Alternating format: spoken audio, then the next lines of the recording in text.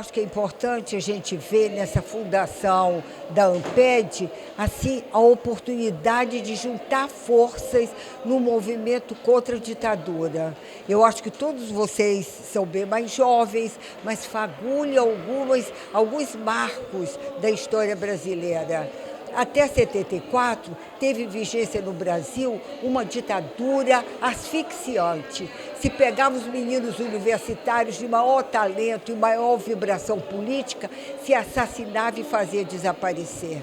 Então, mas, a partir de 74, a ditadura teve uma grande derrota, que foi esse pseudo processo eleitoral que eles instalaram, e eles fracassaram em muitos âmbitos.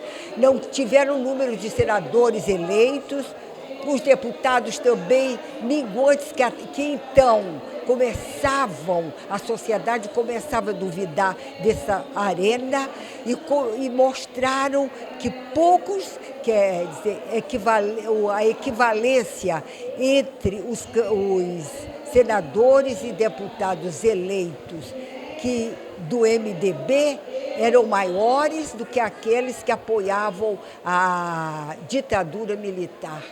Eles viram isso e fizeram todos os tipos de artimanha.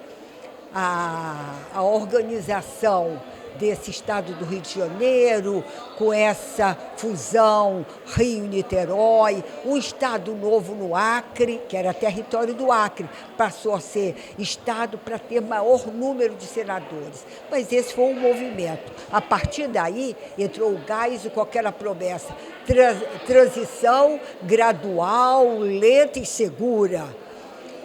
Os desaparecimentos diminuíram. Meu irmão desapareceu em 74.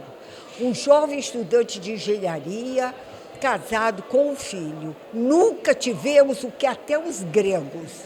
Homero cita isso. Depois de terminar e fim das guerras, se chamavam os derrotados para receber o corpo. Nós não tivemos. É um grito pulsante que não pode calar. Pois bem, e a ANPED, o movimento que fundou a ANPED tomou fôlego nesse esforço de superar a ditadura. Não havia quase associação de pesquisa no Brasil. Antes, muito antes, uma associação que hoje perdura cada vez mais forte é a ANPUR, mas era então a Associação de Professores de História.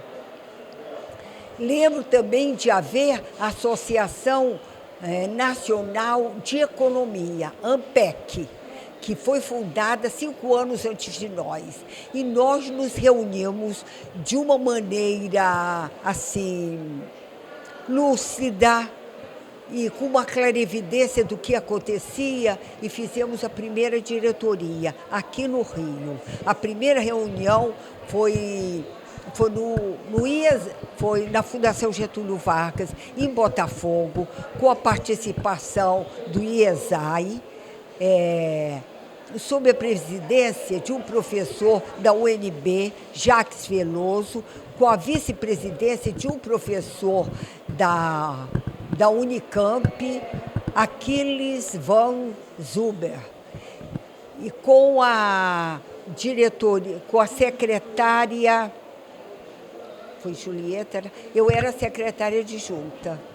E comecei e dirigia, coordenava o mestrado em educação da UF, que era também uma universidade daquelas organizadas nos últimos anos da ditadura e que, como tantas outras que se abriram, tinha o objetivo de responder a uma grande demanda da sociedade que facilitou a tomada de posição dos militares, que era o desejo de ter vagas para os filhos estudarem nas universidades. Era um desejo latente e forte da classe média.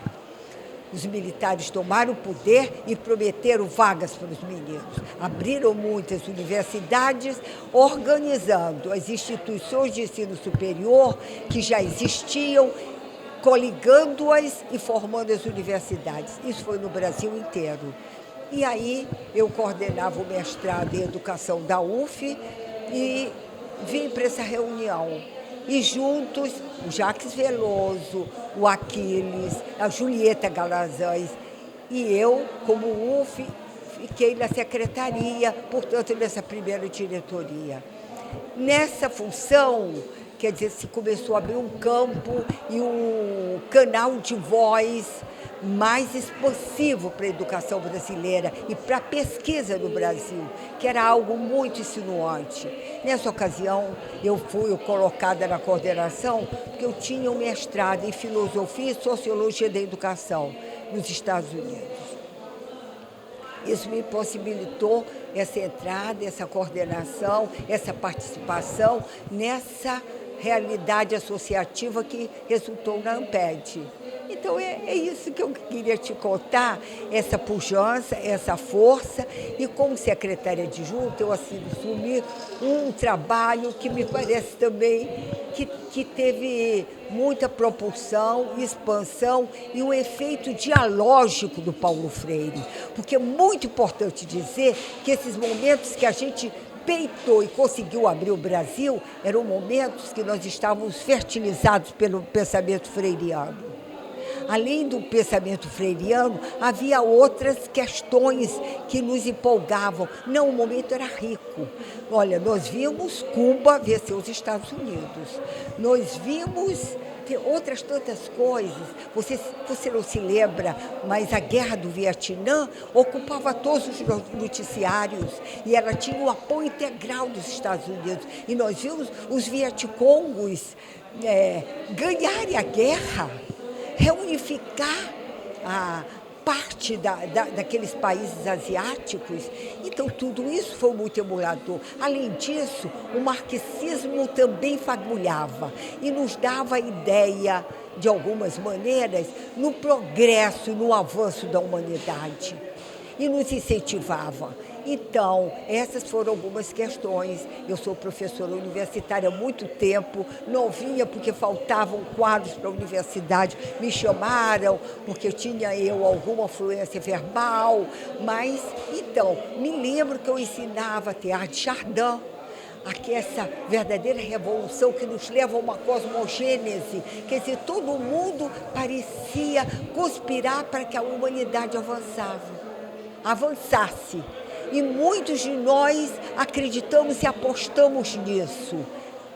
Enfim, muitos caíram, mas o sonho continua.